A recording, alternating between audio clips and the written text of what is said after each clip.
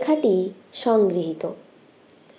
অনেকে বলে সময় সব বদলে দেয়, কিন্তু সত্যি বলতে সময় কিছুই বদলায় না। সময় শুধু আমাদেরকে শিখিয়ে দেয় কিভাবে না পাওয়া নিয়ে বেঁচে থাকতে হয়।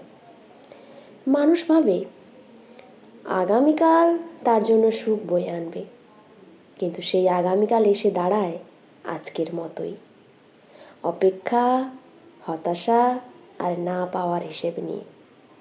আসলে সুখ কোনোদিন হঠাৎ দরজায় কড়া নাড়ে না।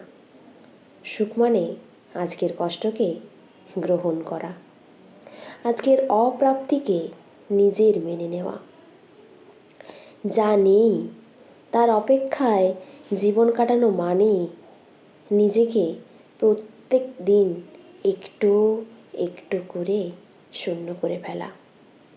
আর যেদিন মানুষ এই শূন্যতাকেই আপন করে নেয়, সেদিনই সে বুঝতে পারে সুদিন বলে কিছু নেই, কেবল মানিয়ে নেওয়ার দিন আছে।